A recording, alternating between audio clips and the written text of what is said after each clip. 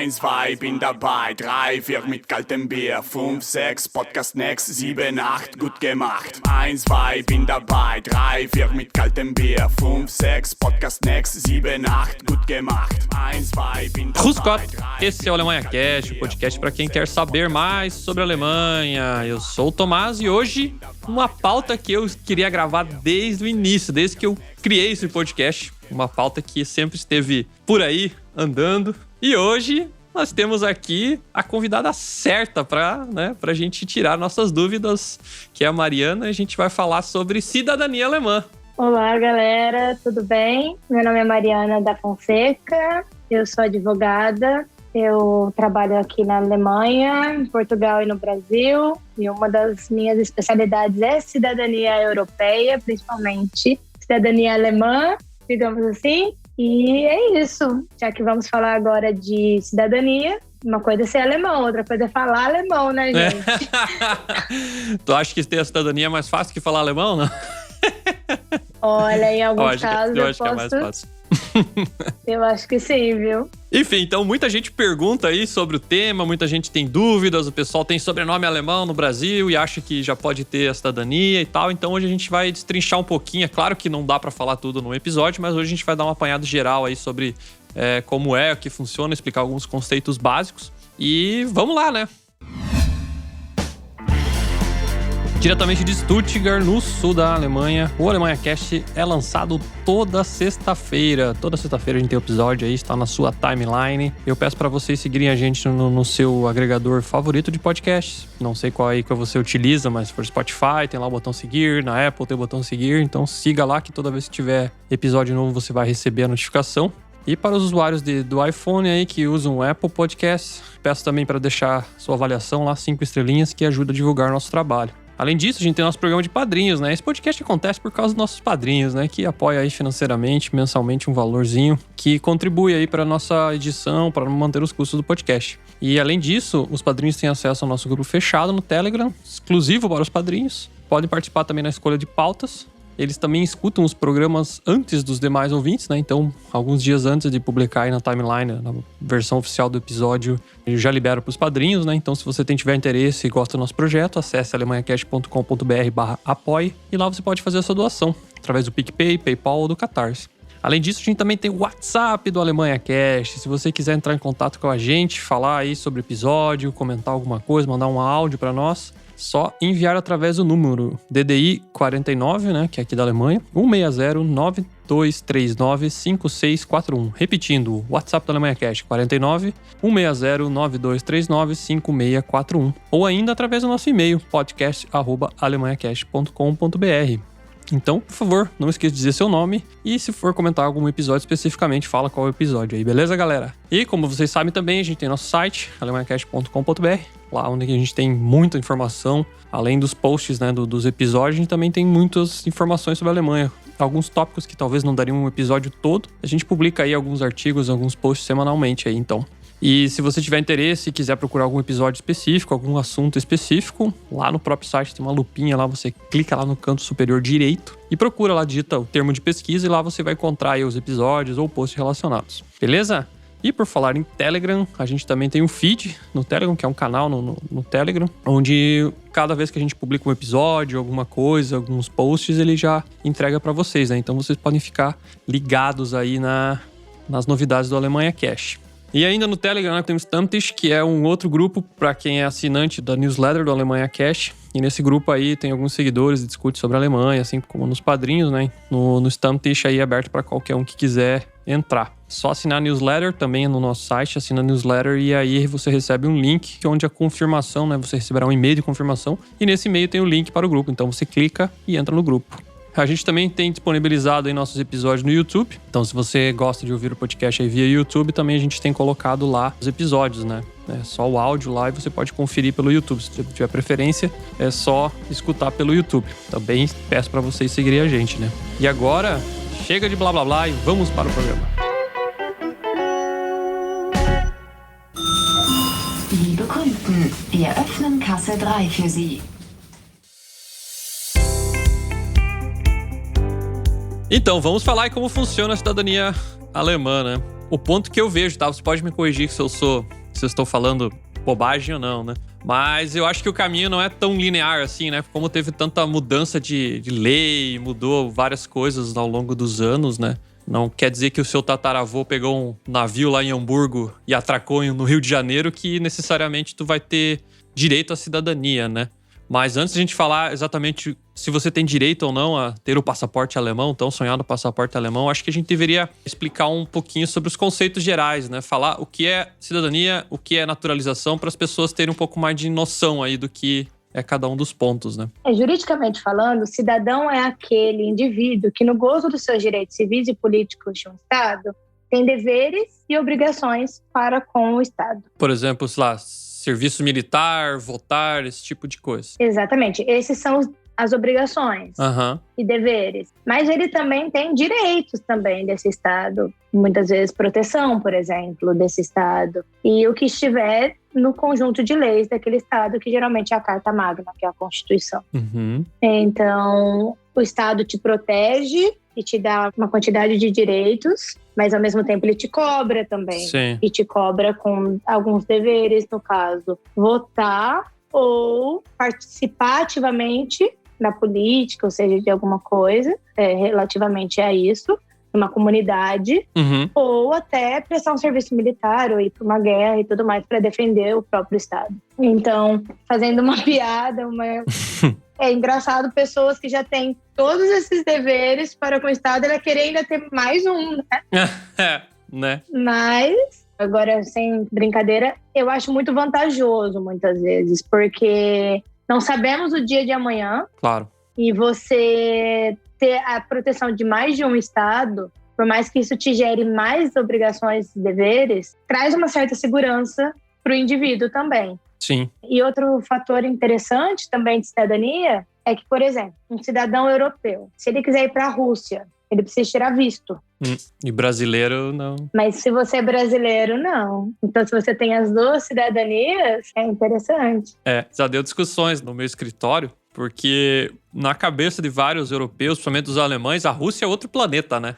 A Rússia é um lugar do globo inacessível facilmente, né? Você precisa de um monte de regras e passar por um monte de coisa. Por exemplo, né, fazer visto. Por mais que o passaporte alemão acho que é um dos mais aceitos, né? Ele é o terceiro mais forte do mundo. É o terceiro mais forte no mundo, mas perante a Rússia, eles perdem pro Brasil, né? Exatamente. E aí, eu lembro quando a gente foi pra Copa, em 2018... Lógico, na Copa tinha toda a flexibilização de não precisar visto e tal, né? Por causa que eles recebem muito estrangeiro, né? Só que as pessoas também não sabem disso, né? Você que talvez nunca viajou para uma Copa, você talvez nunca passou por isso. Não sei como é que vai ser no Catar, né? Que já é outro mundo também, né? Mas pra Rússia, o que a gente fez? A gente comprou a passagem e foi. Tá ligado? E aí o pessoal do trabalho, tá, mas como é que tu fez o visto e tal? Eu falei, que visto? Não, mas todo mundo precisa de visto pra Rússia. Eu falei, todo mundo você, né? Eu não preciso. Mas essa questão da Rússia, um dos motivos que nós não precisamos é por conta do BRICS. É um dos motivos. Não quer dizer que é o fundamental, mas um dos motivos é o BRICS. Porque eles, na época, teve um acordo e aí nós fomos isentos dos vistos. Muito bom. Assim como eles também são isentos para entrar no Brasil, os russos. Tem uma reciprocidade. Inclusive, não é a pauta do podcast, mas eu conheço uma russa que mora no Brasil e ela comentou que, como tem muita gente que vai para os Estados Unidos para ter filho, né, para nascer lá e ter a cidadania americana, está acontecendo um movimento de alguns russos indo para o Brasil para nascer a criança lá. Olha que interessante. Para a criança ter a cidadania brasileira para ficar mais fácil, porque eu acho que a Rússia também tem toda a questão política que é bem complicada. Imagino que tendo o passaporte russo, acho que tu viaja menos que o brasileiro, eu acho, no mundo, não sei, vou dar uma olhada no ranking. É mais restrito, né? Tem mais, o ranking eles não estão... Enfim, e tá acontecendo isso aí, tem russos indo pro Brasil para ter filho, para a criança ter a cidadania brasileira. Olha que interessante, tem gente que acha que o Brasil é ruim, ó. Não é não, acho que o passaporte brasileiro é bem... É um dos melhores que tem. É um dos melhores, né? Até tem um casal de amigos nossos bolivianos, eles moram aqui, tem Blue Card aqui, né, na Alemanha. Só que eles querem ir pra Inglaterra, por exemplo, eles precisam fazer visto. E a gente já não precisa, né? Então, isso é uma vantagem de ter duas cidadanias, né? Você acaba abrindo um leque, né? Pra viajar, morar em outros lugares também, né? Não, e, por exemplo, o passaporte brasileiro aqui, em questão de visto, ele tem uma força um pouco maior na hora de você conseguir seu visto. Mesmo se for para reunião familiar ou para visto de escola, de universidade, seja qual for o visto, tem um peso maior do que de alguns outros países da América Latina, infelizmente. Tem um certo ranking aí. Sim. As relações Brasil-Alemanha são bem fortes, né? Muita empresa alemã no Brasil e toda a história, tudo mais. Eu acho que também acaba facilitando, né? Exatamente. Mas tem 2 tipos de cidadania. Certo. Voltando ao assunto cidadania, tem a cidadania que é originária, que a pessoa nasceu com aquele direito, mesmo que ela não saiba que ela tem aquele direito. Por exemplo, é a cidadania que, meu bisavô era italiano, será que eu tenho esse direito? Pode ser que ela tenha e não saiba, então ela tem que ir atrás para ver. E tem o que a gente chama de cidadania adquirida, que é o quê? É uma pessoa que não teria direito ao nascimento ou não nasceu naquele estado, e aí ela adquire aquela cidadania por algumas questões. Seja por casamento ou por tempo de residência, que é o que a gente chama de naturalização. Ok. Então, a primeira, que é a originária, é o que a gente chama de nato. É o brasileiro nato, é o alemão nato. A segunda é o naturalizado, é o brasileiro naturalizado, o alemão naturalizado. Por exemplo, sei lá, um brasileiro que casou com uma alemã e aí depois de um tempo morando aqui, ele pode ter direito a se naturalizar alemão. Exatamente. Ok. Tem toda uma regra. Essa originária, no caso, eu me encaixo na italiana, né? Que eu tenho cidadania italiana, que no caso eu já era italiano sem o documento, né? Exatamente. Você só reconheceu o direito. Ok. Quando você deu entrada no seu processo, quando saiu, você só fez o seu registro de nascimento. Isso. Porque você teve um reconhecimento da sua cidadania. Ela já existia, ela só não estava reconhecida, mas ela já existia. Já quando você se naturaliza, não. Quando você se naturaliza, você não tinha aquele direito. Você passou a ter aquele direito porque você cumpriu alguns requisitos que te daria aquele direito a partir de então. Entendi. Então essa é a diferença. Ok. Cidadão, no caso, você consegue originária ou por... Como é que é a outra que você falou? Naturalização. Por naturalização, exato. Certo? Ficou claro? Entendi. Um você nasceu e o outro você virou. Se tornou. Exatamente. Entendi. Você adquiriu. E a diferença jurídica deles é basicamente nenhuma. Alguns, aí você tem que olhar a Constituição de cada país para saber se tem diferença juridicamente. No Brasil, por exemplo, temos diferença. Um brasileiro nato pode virar presidente. Um naturalizado nunca vai ser presidente. Olha só, que interessante. Não sabia disso. Exatamente. Mas é só restrito ao presidente ou outros cargos públicos também? Por exemplo, concurso público a pessoa pode fazer, né? A lei diz que não pode ter distinção. É o artigo 12 do... Por isso que eu falei, não tem distinção. Tipo assim, eles são iguais. A única coisa é que não pode, quer ver? Alguém comentou um dia, até dá pra... Talvez tu saiba essa informação, que, por exemplo, pra trabalhar como policial na Alemanha, você tem que ser alemão. Eu não posso ser policial na Alemanha, por exemplo. Exatamente. O que são privativos de brasileiros natos. A lei não pode fazer distinção, mas, nesse caso, só brasileiro nato pode exercer esses cargos. De presidente e vice-presidente da República, de presidente da Câmara dos Deputados, de presidente do Senado Federal, de ministro do Supremo Tribunal Federal, carreiras diplomáticas e oficial das Forças Armadas. Olha só que interessante. Ou seja, um brasileiro naturalizado, ele vai poder ser das Forças Armadas, mas ele não vai poder ser oficial, ele só vai poder ser praça. Entendi. Mas tem essa diferença. E faz todo sentido, porque esses cargos, na verdade, são cargos de gestão do nosso país, né? Vou falar gestão entre aspas. E, de certa forma, corre um risco, né? Se for naturalizado, às vezes, para sabotar alguma coisa e etc. Claro. Então, é por isso que a Constituição fez essa pequena distinção. A proteger, né? A pátria mesmo, né? No restante, não existe distinção no dia a dia, por exemplo. O brasileiro naturalizado vota, o brasileiro naturalizado pode se candidatar para prefeito, para vereador, até para deputado. E senador, ele só não vai poder ser presidente da Câmara dos Senadores, da Câmara dos Deputados e do Senado Federal. Então, com certeza, na Alemanha deve ter algumas restrições também nesse sentido, né? Tem. Então, uma pessoa que casou com um alemão, uma alemã e teve a naturalização, essa pessoa não vai poder, por exemplo, ser chanceler da Alemanha, provavelmente, né? Exatamente. Então, tem essas pequenas e tem que sempre olhar a Constituição do país. No caso da Alemanha, a Constituição alemã. Entendi. E como funciona a tal da renaturalização? Ou o que é isso?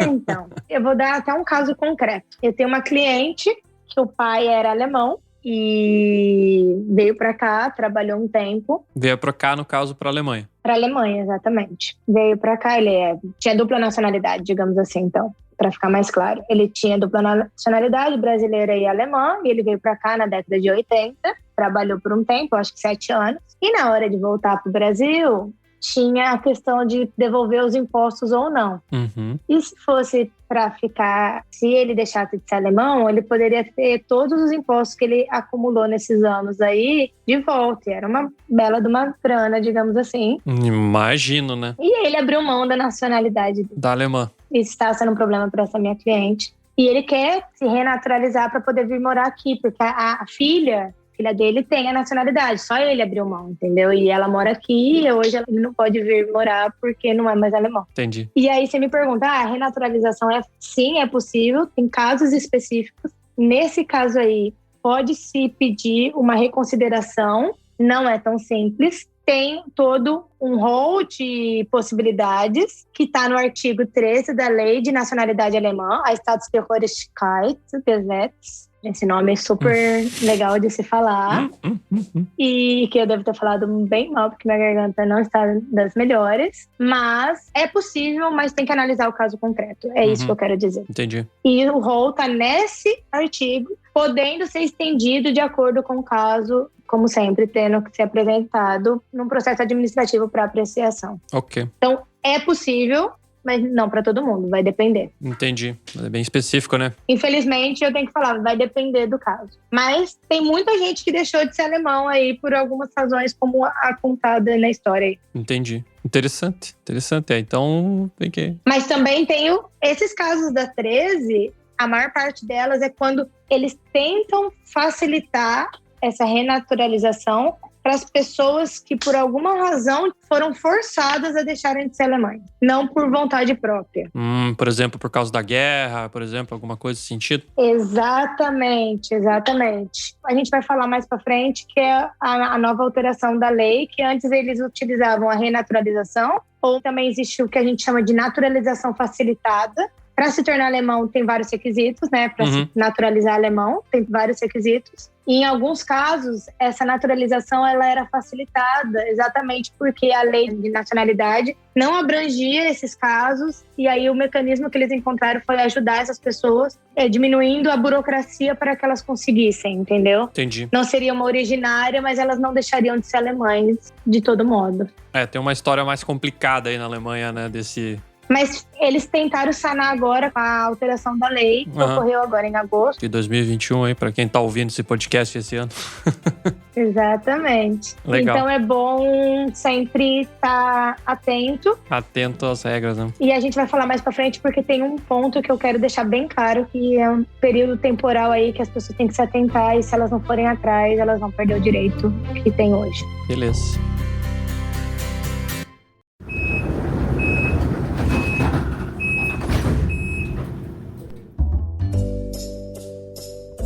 Alô! Hoje eu quero te dar uma dica rápida sobre os talheres em alemão, te ensinar como se falam os talheres em alemão. Eu sou a Lud Fonseca, fundadora da escola de alemão que mais cresce no país. No Clube de Alemão, você pode aprender alemão do básico ao avançado. As aulas são sequenciais, ao vivo, gravadas. O importante é que você assista quando for melhor para você.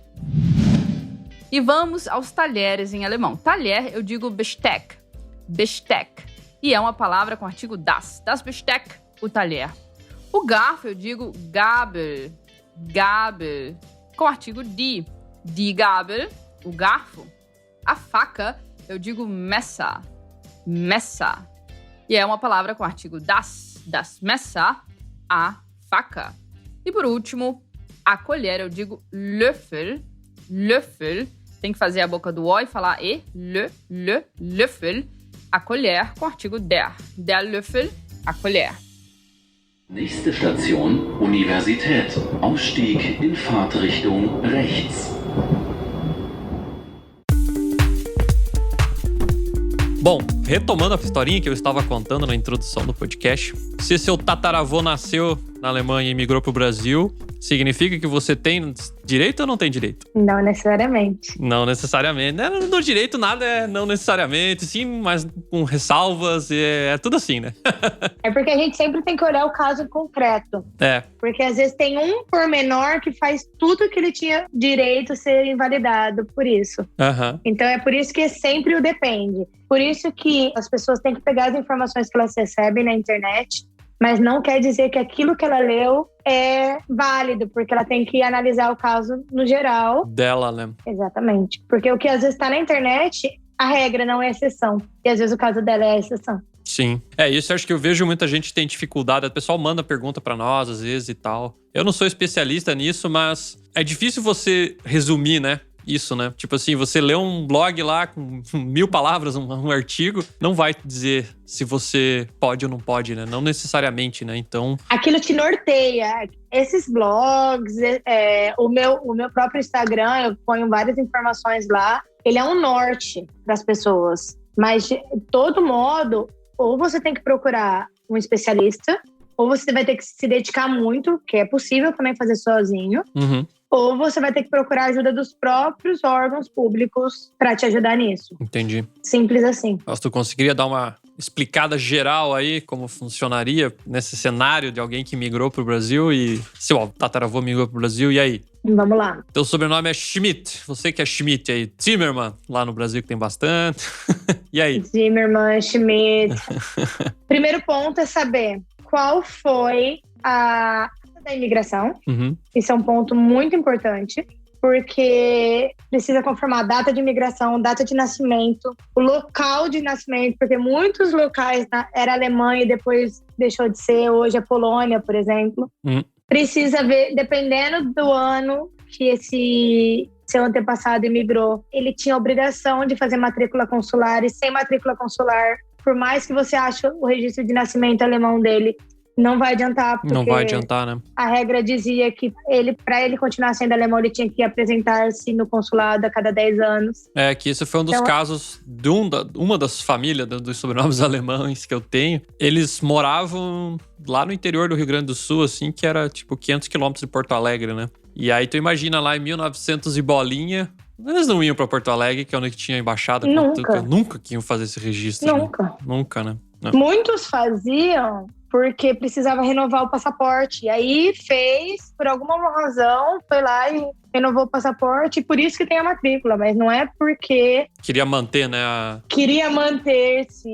Nem sabia dessas obrigações. Que, volto a dizer, são as obrigações como cidadão. O cidadão. Voltando ao que a gente falou no bloco anterior, né? Então não é só ter o passaporte não, filho. Você tem essas obrigações. E isso vale para todos os alemães que migraram antes de 1904 ao Brasil, tá? A regra é essa. Então, o primeiro passo que você tem, se você quer confirmar se tem um direito à cidadania, é pesquisar sobre esses seus antepassados e ir conferindo a data de nascimento, de imigração e casamento, principalmente. Essas são as linhas gerais e o que é imprescindível para isso, sabe? Uhum. Tá, então, no caso, vai depender do seu cenário, né? Do ano que as pessoas chegaram, que o seu antepassado chegou no Brasil. Se também fez a matrícula, né? Se disse pro consulado, tô aqui vivo, quero continuar sendo alemão, né? Se não se naturalizou brasileiro, também tem esse fator. E aí, tem um ponto aí muito legal sobre a naturalização, que é o seguinte, se esse antepassado foi pro Brasil, a esposa dele engravidou e nasceu o filho, e ele, depois do nascimento do filho, se naturalizou, passou para esse filho. Mas aí, se ele tiver um segundo filho que veio depois da naturalização, o primeiro e o segundo não vai ser, porque nasceu depois da naturalização. Entendi. Então tem que ver se ele se naturalizou. Eu tenho um amigo em Blumenau que ele tem 2 irmãos, e ele não pode ter, e os 2 irmãos têm passaporte alemão. Tem gente que chega pra mim e fala assim, mas meus primos são, eu também sou. Não necessariamente. Porque a árvore genealógica é outra também, né? O ramo, na verdade, o ramo da árvore genealógica é outro. E não necessariamente, tem que ver mais uma vez o caso concreto. infelizmente. É por isso que eu estudei TI, né? Ou é ou não é. Esse negócio pode ser de direito aí, pra mim, é muito complicado. Igual meu marido com engenharia, ele é isso e aquilo. Não, tem que ser. Mas, enfim, essa questão da naturalização acontece muito. Outra coisa também que acontecia é filhas de alemãs casadas com estrangeiro. Até 1949, a alemã, se casasse com um estrangeiro, ela perdia a nacionalidade. Que loucura. Aí, de 49 a 75, elas mantinham a cidadania, mas as filhas não adquiriam. E agora, com a nova lei, isso mudou. Agora, a lei passou a acolher os filhos de alemãs casadas com estrangeiras entre esse período de 49 a 75. Interessante. Outra alteração da lei alemã foi que filhos de homens, vou dar um exemplo mais claro para ficar bem claro. O alemão não casou com a estrangeira. Certo. Uma união estável, digamos assim. Uhum. E aí ele teve uma filha ou um filho e ele assumiu esse filho. Tá lá o nome dele no registro, ele registrou e tal. Mas esses filhos eram o que a gente chama no direito de filhos ilegítimos, porque eles não nasceram na constância de um casamento. E esses filhos, se fossem nascidos de 49 a 93, não teriam direito também de serem alemães, mesmo sendo filhos de alemães. Olha só. Só porque eles não eram casados. Que loucura. E não tem como fugir da regra. É isso e acabou. Daí, então, aí a Alemanha alterou na época e fez a partir de 93. Naquele mesmo período, quando ela alterou a regra, ela fez aquilo que eu estava te contando anteriormente sobre a naturalização facilitada. Entendi. Que eles facilitaram para algumas pessoas. Mas, agora, com a nova lei, arrumaram isso e agora essas pessoas que não eram acolhidas pela lei agora passaram a ser. Entendi. Então, é outra. Outra modificação da lei, agora de agosto, é em relação às vítimas do Holocausto. Porque de 33 a 45, muitos judeus ou perseguidos políticos ou pessoas que foram vítimas foram embora. Ah, imagina, a galera deve ter abrido mão, né?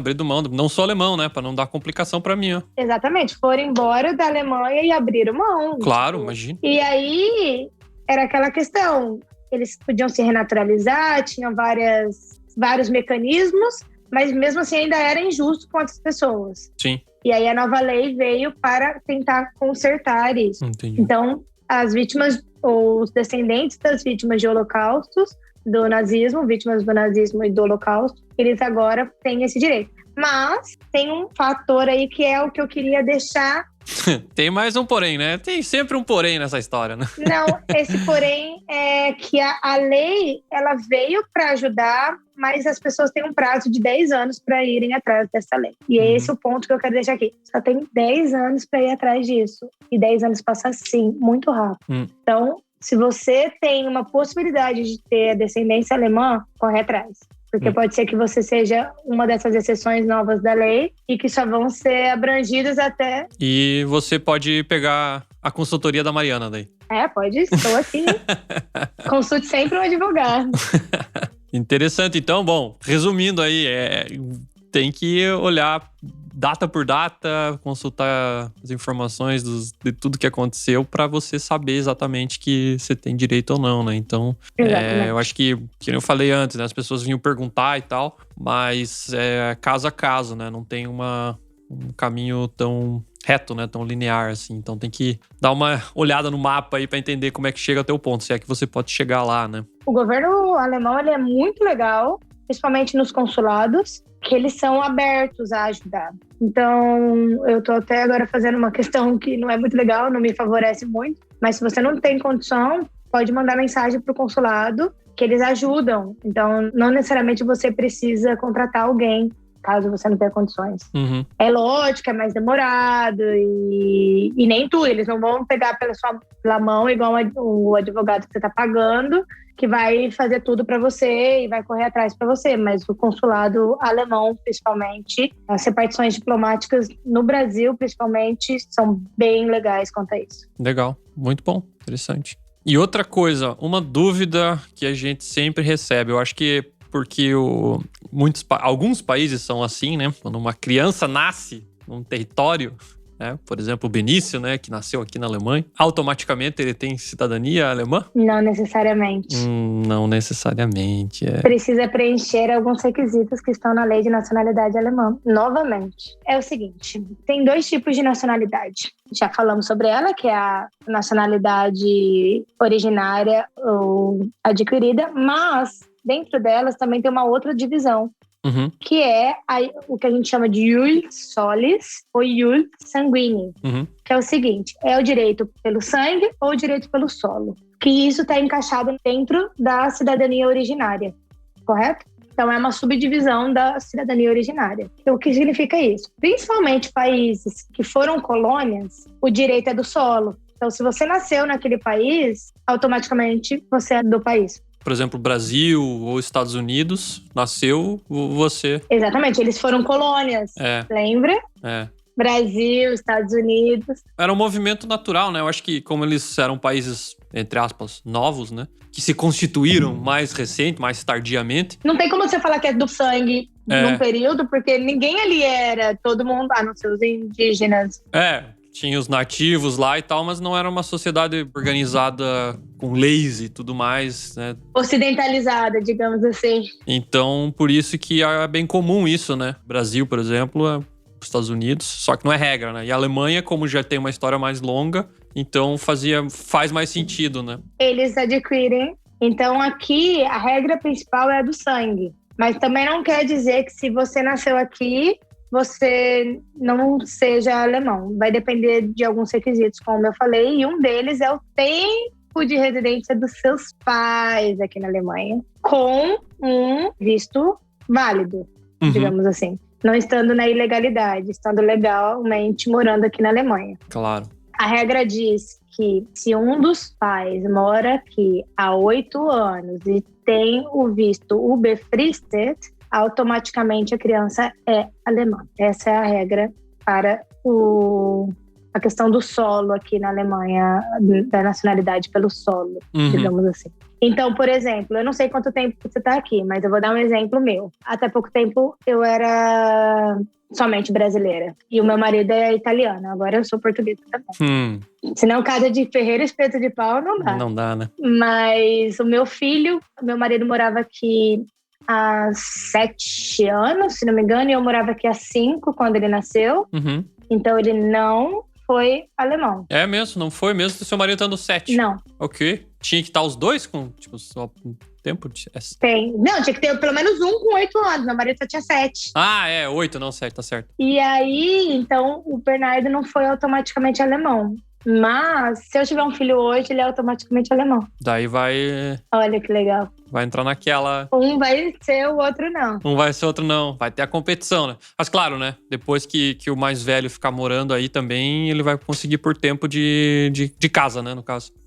O Bernardo, meu filho, pode se naturalizar no futuro. Ou, caso nós venhamos a nos naturalizar, o Bernardo também se naturaliza junto com nós. A família se naturaliza e ele pega a naturalização também por ser menor de idade. Mas o outro filho seria nato e não naturalizado. Sim. É a mesma coisa provavelmente do Benício. Um poderia ser chanceler da Alemanha e o outro não. É exatamente.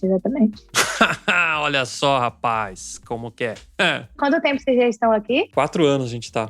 Então, daqui 4 anos, se tiver um outro filho, já sabe. Vai ser automático e o Benício não. É muito doido isso, porque ele nasceu aqui, né? E aí, até a gente registrar ele ter a certidão brasileira, depois eu fiz a italiana também. Ele passou ali 1 mês e meio, né? E eu falava pra ele, eu chamava ele de indigente e apatriado. Porque nasce como apátrida, é verdade. Pois é, ele tava flutuando, ele não tinha país. Ele tava morando aqui, mas ele não era nada. Perante a lei, ele não era brasileiro, não era nada. Ele tava aí. No caso de uma cliente, exatamente isso. Porque ela sofreu violência doméstica, infelizmente, e ela é brasileira. E ela era casada com um bósnio, que é nascido aqui na Alemanha, mas não se naturalizou. Então, ele tem o visto que a gente chama de Unbefristet, que é ilimitado aqui, mas não se naturalizou, e automaticamente o filho seria alemão. Só que como ela sofreu violência doméstica e ele está assumido, ela não consegue tirar os documentos brasileiros dele, porque precisa do pai. Precisa do pai. e não tá conseguindo tirar o alemão, porque o pai também não tá presente e o Ausländerbehörde foi por isso que ela me contactou. Eu ainda não tratei desse processo ainda, mas tá no limbo aí também. Tá flutuando, né? Caraca. Tá flutuando. Que loucura, né? E aí eu vou ter que pegar autorizações e tudo mais. Mas eu não sei se eu me fiz muito clara sobre ius solis e ius sanguinis. Então, vamos lá. Resumindo. Ius solis é a regra do nascimento. Geralmente é adotada por esses países que foram colonizados e significa que quem nasce no território é automaticamente cidadão daquele país. Na hora, né? Tipo, a Alemanha também tem isso, mas tem que ter tempo de casa, né? Exatamente. Os pais têm que estar residentes aqui há um tempo. No Brasil, saiu da barriga da mãe, já é. O Brasil se o estrangeiro tiver em território brasileiro... Nasceu. Eu conheço. Na aeronave. A criança nasceu na TAM. Olha, chegou até um... Olha, patrocina nós aí, Tan. Não sabia que vocês faziam um parto aéreo. Não, é porque os aviões têm bandeiras de país, é considerado territórios. Entendi. Aviões ou navios transatlânticos, por exemplo. Então, ele, dependendo da bandeira, ou também é uma questão bem difícil. Nossa senhora, velho. Dá um podcast inteiro isso aí. Dá um podcast inteiro. Dependendo da bandeira e a localização que tá o avião, a criança pode nascer num território e fazer parte daquele país, virar cidadão daquele país ou não. Olha só que loucura. Então, se tu tá num voo, pegou o voo aqui em Frankfurt, 5 horas depois, 6 horas depois, nasceu a criança. É um conflito de tem que ver exatamente onde o avião tava, mas como... Pode ter que ver o GPS, pode ser que seja brasileiro. Como o avião era bandeira brasileira, pode ser que a criança nasça considerada em território brasileiro. É interessante isso, né? Olha só, veja você. Então esse é o soli, né? Esse é o ius soli. Agora, o ius sanguinis é frequentemente de países que eram colonizadores, como Alemanha, Inglaterra, Portugal, Espanha, Itália. E é a regra que a gente chama do sangue. Então, o direito passa de geração em geração, mas segue também regras do próprio país. Por exemplo, a Espanha, mesmo você sendo filho de espanhóis, não necessariamente você vai ser espanhol. A Espanha, ela tem uma regra, ela diferencia os espanhóis que nascem em território espanhol e que nascem no estrangeiro. E exatamente porque eles colonizaram tantos países e virou uma questão complicada. Porque imagine se todas essas pessoas desses outros países resolvessem dar entrada na requisição de cidadania. Então, eles fizeram um mecanismo para bloquear isso, que foi essa diferenciação. Eles auxiliam, fazem mecanismos para que pessoas que têm interesse se tornem, por exemplo, vão morar na Espanha por um ano legalmente e aí um ano já se torna espanhol, mas mesmo assim não é tão simples só por requisição, entendeu? É isso. Acho que agora ficou claro, né? Ficou claro. Pra mim ficou claro. Quanto à naturalização aqui na Alemanha, seja por tempo de residência ou por casamento, aí ela tem regras especiais. No casamento, tem que ter 2 anos de casado, 3 anos de Alemanha e mais alguns outros requisitos, entre eles língua, né? Ter nível B1 e também ter passado numa prova que a gente chama de Lebens in Deutschland. Vida na Alemanha. Que é basicamente você saber sobre a política alemã, sobre o estado que você reside, tudo mais, para ter certeza que esse indivíduo está integrado, né? Entende como funciona o país, né?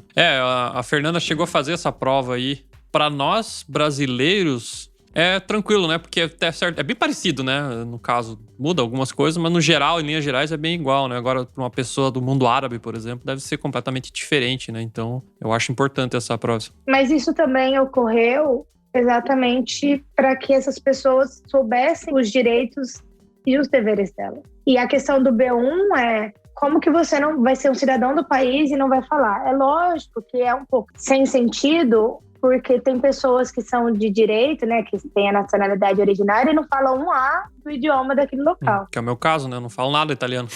Porque não é obrigatório, mas o que eu sempre indico para os meus clientes é que fale pelo menos no nível A1 a 2 dos países que eles vão requerer a cidadania. Por que isso? Porque se um dia você precisa daquele país que é seu, você precisa pelo menos saber se comunicar para pedir as coisas, sabe? Básico, né? Você vai no consulado, às vezes, da Itália, e você às vezes não consegue falar com os italianos porque você não fala. Às vezes você está viajando e ocorreu um problema do qual você precisa do consulado. Como que você vai entrar em contato com aquele consulado se você não fala o idioma, mesmo você sendo cidadão daquele país? Então, por mais que não é um requisito para quem tem direito à nacionalidade originária, eu sempre reforço que seria bom, pelo menos no básico, saber falar. Com certeza.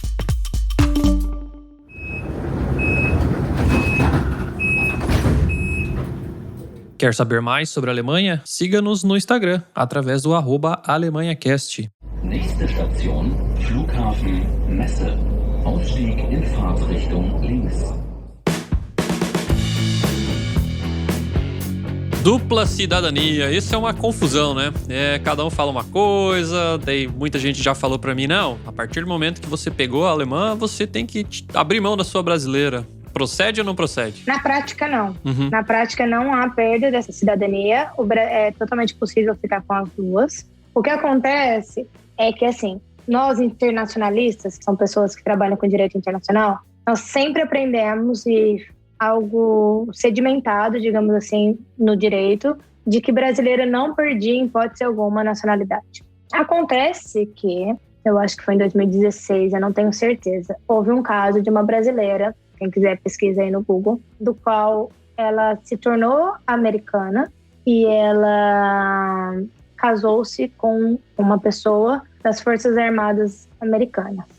E aí ele era da aeronáutica, se não me engano, dos Estados Unidos. E aí ela matou esse marido dela, o cônjuge. Caraca! E ela fugiu pro Brasil, porque assim ela não poderia ser extraditada. E aí ela teria que cumprir a pena no Brasil e as leis brasileiras. E nos Estados Unidos sabemos que tem pena de morte e tudo mais. Ainda mais matando alguém do exército, né? Exatamente. Daí, como a pessoa era do exército e das forças armadas, não era da aeronáutica, mas era das Forças Armadas, teve uma pressão política muito grande. E aí teve todo um processo, e aí teve uma nova forma de se interpretar o parágrafo 4 do artigo 12 da Constituição. Então, nós entramos num limbo. Da Constituição brasileira, no caso, né? Exatamente, da Constituição brasileira. Nós entramos num limbo. Por quê? Porque houve esse caso, ela perdeu a cidadania e ela teve que ser extraditada para os Estados Unidos. Ela deixou de ser brasileira, no caso. Teve que deixar, ok? Exatamente, teve que deixar. E acabou voltando, ela foi extraditada e virou uma incógnita. Aí tem juristas que dizem que só vai perder a nacionalidade se cometer um crime. Tem outros que dizem que é administrativamente se o Estado fizer um processo administrativo contra você. Na prática, só temos esse caso, tá? Ok. Até hoje não teve outro. Não tem, eu não conheço ninguém, nenhuma cliente. Que mulher doida, né? Matar. Pois é. Enfim. O que eu digo, muitas vezes, pode acontecer? Pode. Acontece? Não. O artigo 12, no seu parágrafo 4 da Constituição, diz expressamente o seguinte: será declarada a perda da nacionalidade do brasileiro que 1. Tiver cancelada a sua naturalização por sentença judicial em virtude de atividade nociva ao interesse nacional, ou seja, o estrangeiro se naturalizou e ele cometeu um crime muito grave que era contra o Estado, sabe? Crime de terrorismo, coisa do tipo. 2. Adquirir outra nacionalidade, salvo nos casos. Aí tem A, de reconhecimento de nacionalidade originária pela lei estrangeira, que é o seu caso. B, de imposição de naturalização pela norma estrangeira ao brasileiro residente em estado estrangeiro, com condição para permanência em seu território ou para exercício de direitos civis. Ou seja, é essa interpretação que ficou num limbo aí. Você se naturalizou. Muitas vezes a gente se naturaliza para poder viver aqui de uma forma melhor, por exemplo. Sim. Decidindo se eu vou votar ou não nesse país, que é exercendo os direitos civis. Mas como eu provo isso, sabe? No caso da brasileira, que eu contei agora há pouco, a outra parte, o governo brasileiro entendeu que ela não tinha necessidade de se naturalizar americana, porque ela poderia viver lá sem ser americana, sabe? Como brasileira ela não teria. Ela só se tornou para ter condições melhores de procurar emprego, digamos assim. Uhum. Ou seja, foi uma interpretação que eles fizeram e, ao meu ver, foi uma decisão política. A meu ver, como jurista. No caso das outras pessoas, uma pessoa casada há 20 anos com um alemão. E aí ela finalmente atinge o nível B1 e ela mora aqui nesse país. Por que ela não vai se naturalizar para poder votar e decidir sobre esse país só pelo medo de perder a cidadania brasileira dela? Não faz sentido. Não faz sentido.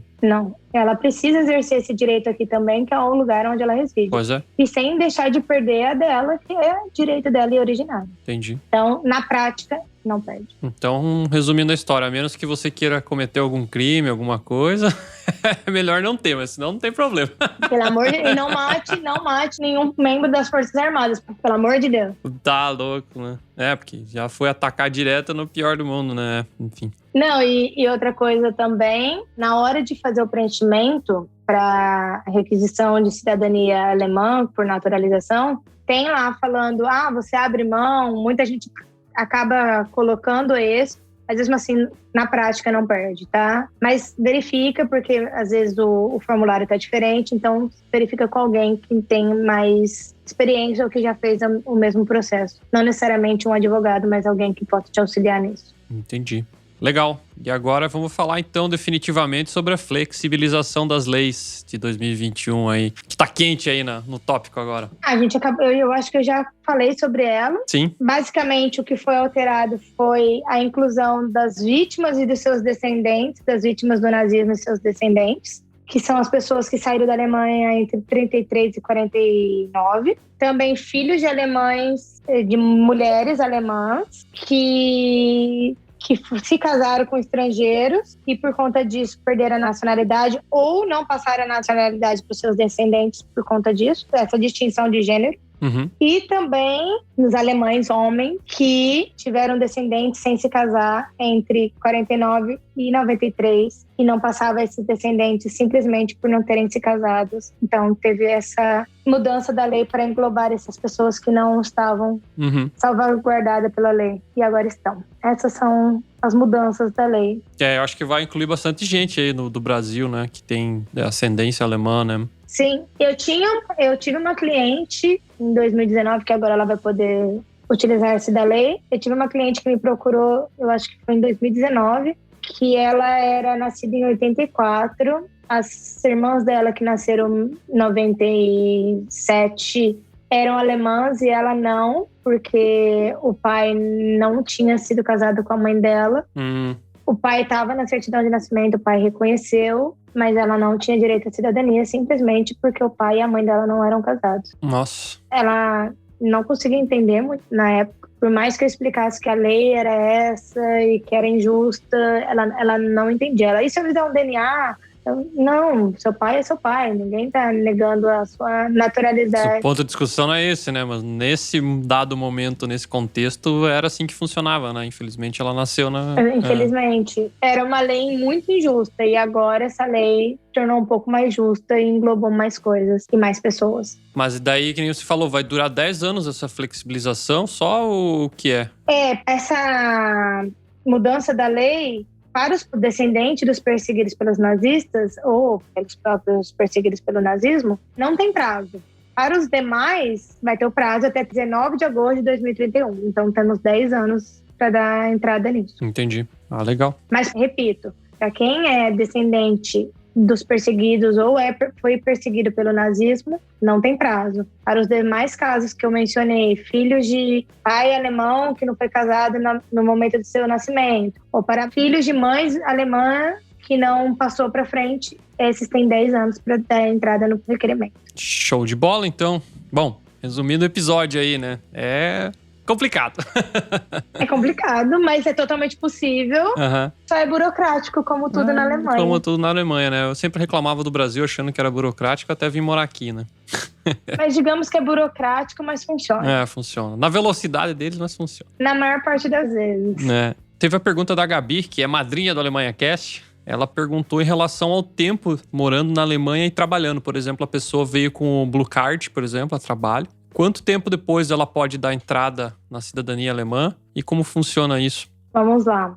para você conseguir a cidadania alemã, eu repito novamente que vai depender de caso a caso e também vai depender do nível de alemão. E um outro ponto é que é preciso ter o chamado visto unbefristet, ou um Niederlassungserlaubnis, que a gente chama um Dauerhafttitel, são tipos de permissão de residência na Alemanha, tá? E esses são permanentes. Então, ou seja, precisa ter esse título de residência permanente na Alemanha, indefinido e sem prazo, digamos assim. Porque o Aufenthaltstitel, ele é uma residência permanente também, mas você tem que renovar, né? De tempos em tempos. Então, o que acontece? Quando você tem o Blaue Karte, o Estado diz que você é uma pessoa de interesse para a Alemanha, digamos assim. Uma pessoa interessante para a Alemanha. Sendo essa pessoa interessante, eles não querem perder você. Claro. Porque você... Tá gerando imposto. Não só tá gerando imposto, mas eles estão com falta de mão de obra. Claro. Segundo matérias dessa semana, a Alemanha precisaria contratar 400 mil imigrantes qualificados por ano para dar conta de ter um crescimento que ela espera. 400 mil. É muita gente. Então, é muita gente. É muita gente. Então, o que acontece é o seguinte... Eles não querem perder essas pessoas, então eles diminuem o tempo de transformar o Blaue Karte em Niederlassungserlaubnis, que é esse visto permanente. Eu vou falar entre aspas, visto permanente em português para entender melhor. Uma residência permanente, talvez, né? Em português a gente pode falar uma permanência ilimitada. Ilimitado, ok. Exatamente, porque os dois são residência permanente. Por isso que eu falo entre aspas, porque a tradução não fica muito legal. E aí, se você chegou na Alemanha com um Blaue Karte e você requereu o Niederlassungserlaubnis, você consegue com 33 meses. Então, em alguns casos, é de 33 a 4 anos, tá? A 48 meses. Mas o 33 é digamos assim, o normal. Você consegue, já com 33 meses, o Niederlassungserlaubnis. Se você fizer um curso de B1, você consegue diminuir esse tempo para 21 meses. E aí, você tendo o Niederlassungserlaubnis é um dos principais requisitos para você dar entrada na sua cidadania alemã, que é o Niederlassungserlaubnis, ou o Befristet, ou Dauerhaft, vai depender do nome que você conseguir. Então, primeiro ponto, é possível diminuir o tempo para conseguir a cidadania? É possível. Tem casos elencados da lei e tem os do Blaue Karte que tem que seguir essa regra que está no próprio site do BANF, está na Gesetz, na base legal aqui alemã. Então é isso. 33 meses, falando pelo menos um A1 aí, se não 4 anos, 21 meses, se falar B1. Legal. O prazo reduzido, certo? Mas também tem que ser, lembrando, tem que ser realmente Blaue Karte, que é um profissional altamente qualificado. Ele tem que, durante esse período, ter feito contribuições para o seguro de pensão, que é o Rentenversicherung, e tem que falar alguma coisa em alemão, né? Ele tem que falar, né? Depois desse tempo tem que falar, né? Não, tem que falar. Sim. Para diminuir um pouco, tem que falar pelo menos um A1 aí, um B1. E se você falar já com 21 meses, você diminui esse tempo para 21. Mas o B1 é imprescindível. Show de bola. Não esqueçam desse detalhe. Muito legal. Antes de a gente encerrar o programa, eu gostaria que você deixasse seus contatos aí, né? Se alguém quiser te achar, que eu acho que vai ter bastante perguntas aí. Se for colocar o meu site, a gente escrever embaixo, porque meu sobrenome é um pouco difícil. Tá bom. Mas eu vou falar que é www.marianadafonseca.com, escreve Michieleto, com ch.com. E o meu Instagram é marianadafonseca.adv. Show de bola. A gente vai marcar aí no Instagram quando a gente postar. E também vamos deixar os links aí no post do episódio, no site. No Spotify não aparece todo o conteúdo, mas se você entrar no nosso site lá, você consegue ver. E é isso, né? Quer adicionar mais alguma coisa ou podemos encerrar? Gente, se ficou qualquer dúvida, eu vou ficar muito satisfeita em esclarecer. É claro que se for um caso concreto, eu preciso analisar e eu vou precisar de muito mais tempo, mas qualquer dúvida simples, pode me mandar mensagem que eu vou ficar muito feliz de esclarecer. É isso. Beleza. Espero que tenha sido esclarecedor para muita gente. Eu acho que sim, com certeza. O pessoal tem bastante dúvida aí. Muito obrigada pelo convite. Foi ótimo participar com vocês. Espero poder participar mais vezes e ajudá-los no que for possível. Então é isso. Agradeço a presença e até a próxima. Tchau! Tchau!